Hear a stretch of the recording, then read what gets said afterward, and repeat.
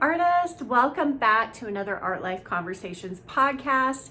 I am your host, Kelli Folsom. I'm a fellow artist and teacher and mentor and writer or author.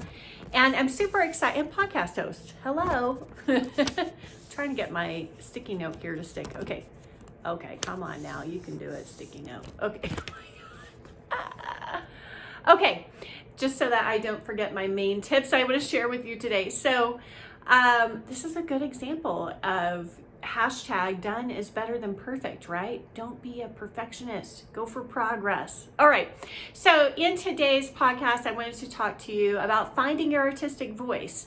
And I'm going to give you 3 tips to help you find your artistic voice. A lot of times people, I think, use the word style, find your style, and kind of tie that together with finding your artistic voice. But I think that they're, very different from one another. And I would concentrate more on finding your artistic voice. Your style can actually evolve as your voice can do as well. But I think with our artistic voice, there are some core fundamental things that will most likely always be there for us throughout the course of our lifetime as an artist. And just to let you know too, I do have a whole step-by-step course and journey that I created and laid out for artists. And so if you're interested in that and taking the Finding Your Artistic Voice course, you can actually purchase that directly a la carte on my website, artlifewithkelli.com. Or in February, we will be doing a live run through of this course together. And so as a member of the Art Life School in February, you can get the course for, basically it's included with your membership, as is the live run through of the course and the live support, additional support that you would get from me through the course in February. Okay, so for me, this was one of the first key things as an artist that really perplexed me and that I really started thinking about a lot. Even in my first year as a beginning art student, this is something that I would contemplate a lot. Like, who am I as an artist? What kind of art do I want to create? And it was a little bit of a confusing journey, right? So I want to share with you things that I learned along the way. I kind of put myself through this own process. Obviously, this is not the entire process, but a few really good things for you to consider and to explore. So the first tip is really just giving yourself time, right? Giving yourself time to explore yourself. Now, for me, I had enrolled in art school. I really went into like monk mode, right? For 4 years. So I gave myself 4 years to explore myself and to explore my art, really uninterrupted, a very immersive experience, okay? And that was part of why I was able to really get so grounded as an artist, grow my skill set, also discover my own artistic voice in the course of those 4 years. Now, for a lot of artists out there, right, like you don't have that option. You don't have the option to go enroll in art school, for example, and maybe, devote and dedicate 4 years. I know many of you artists are still working full-time jobs, or you are now trying to pursue your art life on the side as a side hustle or as a side hobby, or also balance your work and your life and your family life and family obligations and duties. I don't like that word obligations, but with pursuing being an artist, right? So sometimes that can be one of the most challenging aspects, is just being able to give yourself time to explore yourself, especially whenever you feel like, oh, I have such limited time just to paint and to grow my skill set. I don't have time to explore myself as an artist. You really can't afford not to do that, right? Because a lot of times what can cause a lot of ruts in us as artists is because we're maybe putting all of our time just into creating the thing, creating the finished product, the painting or the pottery or the sculpture, or the drawing, but maybe we're not taking enough time to really go inside and to contemplate.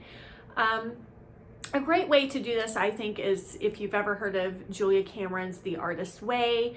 That is a phenomenal book. I highly recommend it.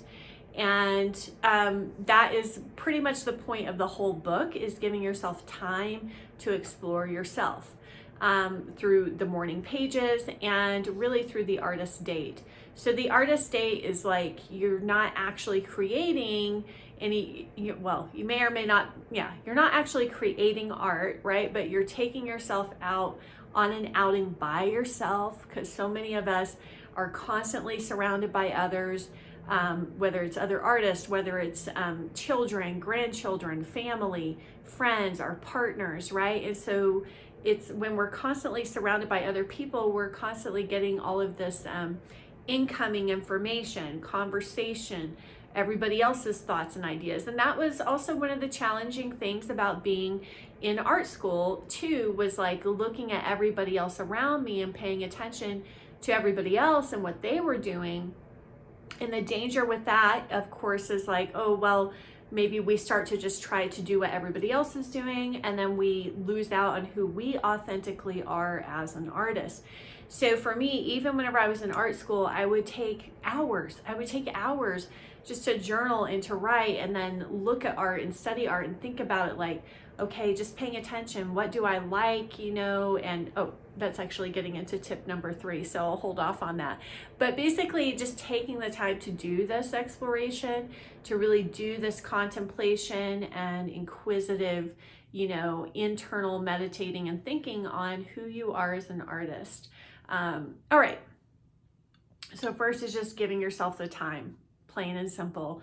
You're not going to be able to find it if you don't give yourself the time. And this kind of time to find your artistic voice is not always creating time. So keep that in mind as well. I know a lot of times as artists, it's like head down, create, just keep creating. That's the only important thing. And I don't think that that's true. I think that there's actually a lot of other things that are as important, maybe sometimes even more important, that take a lot of time investment. Okay, so tip number 2 is just really paying attention to what you're naturally good at, right? So this was something for me, and again, if I would have judged myself based on all of the other artists in art school, then I may not have really leaned into this, right? But one thing, just for example, one thing for me that came really naturally was I really enjoyed working alla prima. I really enjoyed doing small paintings. I really enjoyed painting quickly. I found it really difficult and really challenging to work very slow on a piece. And that's another thing, just learning about yourself, right? Taking personality tests, for example. One test I took was the Kolbe test, and I'm a fast action person. So I don't like to do a ton of research, but I like to take fast action. That also means that maybe I'm not so great with long-term projects, right? Like maybe that's more of a weak spot for me. Or maybe I'm not so great with a lot of details and a lot of planning, but I'm really good at big picture thinking, right? Or bigger concepts. So really taking time to learn about yourself. And, you don't have to take tests to tell you that, but it can help sometimes, because sometimes we just maybe don't see ourselves clearly. And sometimes too, maybe we're listening to too much what other people are saying about us, or what they think or their observations are about us. And those may or may not be totally accurate, right?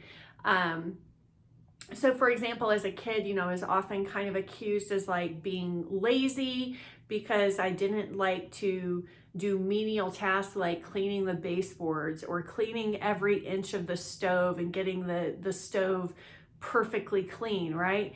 But the truth be told is like, no, I'm not somebody who likes doing menial, laborious, very detail-oriented tasks, right? So for example, my mother loves to quilt, and she loves all the detail and the precision that's required.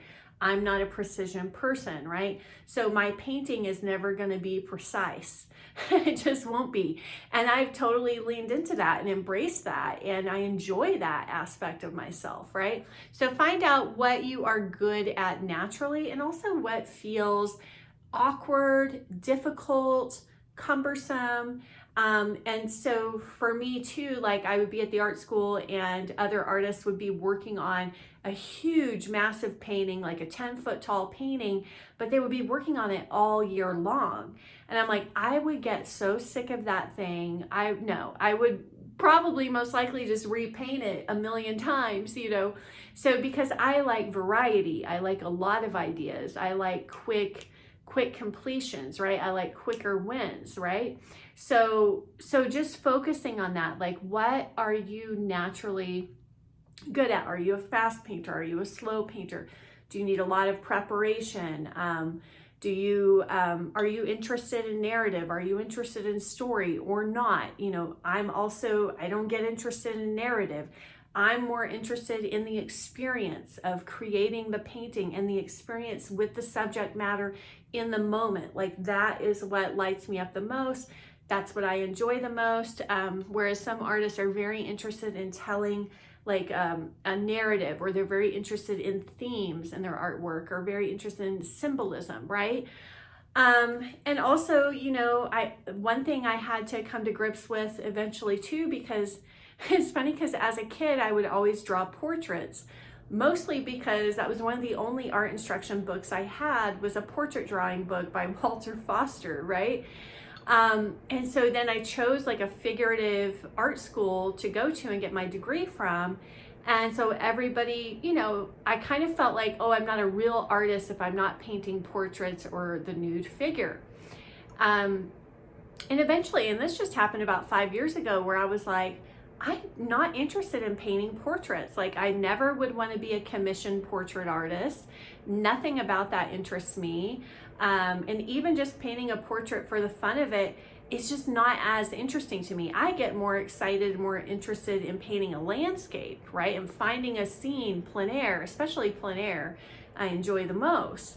Than even studio landscape painting. I enjoy the process of like setting up a still life, and I just find that so much more fascinating than studying somebody's face or trying to capture a likeness. Just doesn't interest me, right? So again, just paying attention and being honest with ourselves first. That is the most important part. Okay, so tip number 3 is find what you like and dislike with the caveat of the most, okay? You may be like me and you like a lot of art. Maybe you're a very open person and you just like a lot of different styles. Like I was in the beginning, I liked a lot of different styles. I liked a lot of different techniques, even ranging from different media, from, you know, watercolor to pastel to oils. And I will say too, there is no substitute for actually trying something, right? Because out of all of those mediums, and even the medium that you choose is part, or even multiple mediums if you choose many, is part of your artistic voice. So for example, just because I have bought acrylic paints for my very first art class, I had this thought from my upbringing that like, oh, I spent $200 on these paints, I can't possibly turn around and spend more money on pastels or on oil paints. And so I was very resistant to that because I felt like I was wasting the money that I had spent on acrylic paints, right? So I spent 2 years and doing acrylics and only acrylics and resisting trying anything else just because of that $200. What? And I lost 2 years of experimentation and trying to find the thing that I responded best to. I did not respond well to acrylic paint at the time. Okay, so I kind of like pastel. I was terrible at watercolor. Eventually, once I started trying things, in printmaking, I was good at monotypes, but not like, I didn't like doing the lithographs. I really didn't care for printmaking, you know, it was not my thing.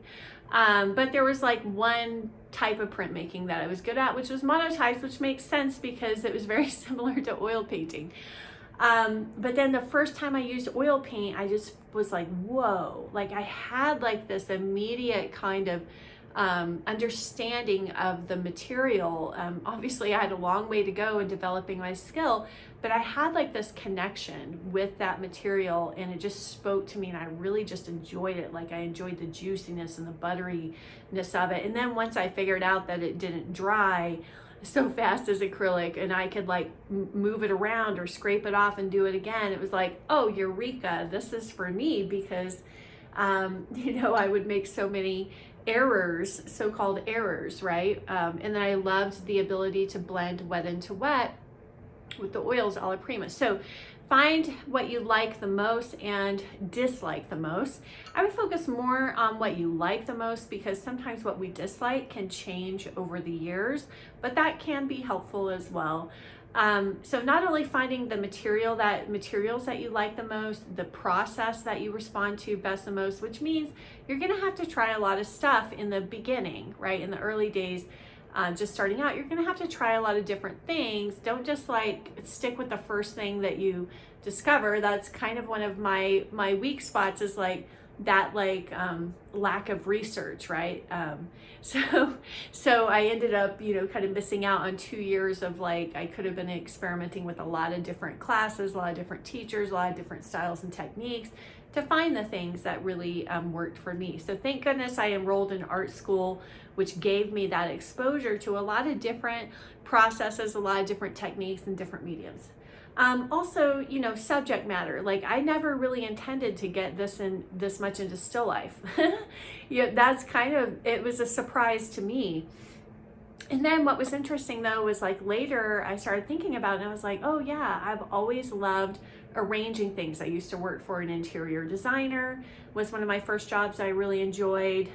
So this is part of that exploring yourself and seeing how the aspects of who you are tie into your art, right? In every way, shape, or form, from subject matter to material to your process, right? Sort of those main pillars there. So once I started, I was just like constantly doing still life. It was easy for me to find, and I enjoyed the process of finding objects, which is interesting too, because my mom used to collect antiques, and I always loved the antiques, and I loved the history, and I would get so curious about like, oh wow, this is cool, like we don't have this thing anymore, which is why there's like a lot of antiques that show up in my paintings today. I still love antiques. I just find them enjoyable and find them fascinating to learn about, right? But in the beginning, I just assumed like, oh, because whenever I was a kid, I drew portraits all the time in pencil. So it's like, I'm probably gonna end up being like a portrait artist, like a commissioned portrait artist. I really didn't know. So that would be the other thing I would say too, is just being open, having that openness and that willingness to question and to explore and kind of find the connecting dots along the way. And also just allowing yourself to be you and not trying to be like everybody else, right? So even if you find like a great teacher to help you build your skill set, or teachers, it doesn't mean that you're meant to be just like them. And I'm always telling this to the students in the Art Life School, like, my goal is not for you guys to paint just like me. Like, I want you to find your voice, find your authentic artistic voice on this journey, because that is really the most enjoyable thing to step into. Anytime we're trying to like put a round peg into a square hole, or is it the opposite, square into a round hole? Anyways, it doesn't work. It just doesn't work, right? So people who are more evolved and more enlightened, they do what works. They don't concern themselves about fitting in. They do what's authentic to them, and they do what works. Okay, artists, I hope that this has been helpful to you today. If you found this information supportive and valuable, then I'm asking you to support me back in return. Make sure that you hit subscribe, hit the notification bell, like this video, follow the podcast, wherever you're consuming this or receiving this information today. Make sure that you support me back in return in that way. It's a very simple thing to do, and it just helps me to reach a bigger audience as well, and to be able to support more artists. Also, as always, check out all of the resources that we have for you below. If you're interested in taking advantage of that Finding Your Artistic Voice course, there's a couple different ways you can do that. As I said, you can purchase the course separately, a la carte for lifetime access, or you can join the Art Life School and go through the course with us live in mid-February, okay? All right, wishing you all so much happiness and success and many blessings in 2023. Happy creating, and bye for now.